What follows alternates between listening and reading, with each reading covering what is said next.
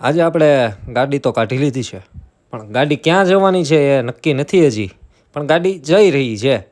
અને આ રોડ તો હવે આવી ગયો છે અમારો સાપુતારાવાળો. બધાને ખબર જ હોય, ચોમાસું હોય એટલે આપણે ક્યાં જવાનું છે, તો કે સાપુતારા. બીજે ક્યાં જવાનું હોય? આ જો સાપુતારાનું બોર્ડ પણ આવી ગયું છે. એટલે અમે પહોંચી ગયા છીએ સાપુતારા રાત્રે. અને હિતેશભાઈ તો ચાલવા માંડ્યા છે, સારે પરેશભાઈ પણ ચાલે છે, અને રીતેશભાઈ સળિયા પણ ચાલે છે. સળિયા ઇમ્પેક્સના ઓનર છે હો. એટલે ઇજ્જતથી જ કહેવું પડે ને, રીતેશભાઈ સલિયા. અને રીતેશભાઈ સલિયા અને હિતેશભાઈ ચીમાણી, કેશવા એન્ટરપ્રાઇઝના ઓનર. અને હું પોતે એકે સરકાર. સાપુતારા પહોંચી ગયા છીએ અમે. અને આ ટેબલ પોઈન્ટ છે. પિયુષભાઈ તો ડિસ્કો કરવા માંડ્યા અમારે. એટલી મોજ આવી ગઈ હતી બધાને, પછી ક્યાં વાત જ રહે. અને નીતિનભાઈ તો અમારા એમ કે રોકાઈ જાઓ.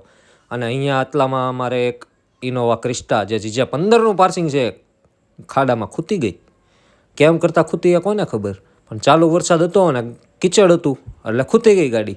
હવે ટ્રેક્ટર તો આવી ગયું છે, એટલે હવે ગાડી તો નીકળી જ જવાની છે. પહેલાં બહુ મહેનત કરી લીધી પણ ગાડી ના નીકળી.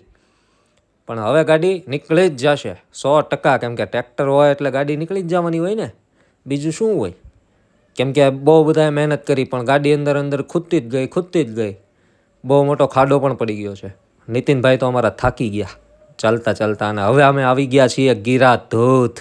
કેટલો મસ્ત વાતાવરણ છે, નજારો પણ ખૂબ જ સરસ મજાનો છે ચોમાસામાં. અને હવે અમે જઈ રહ્યા છીએ રિટર્ન સુરત. મળશું નવા વ્લોગમાં. વિડીયોને લાઇક કરી દેજો અને ચેનલને સબસ્ક્રાઈબ કરવાનું ના ભૂલતા મિત્રો.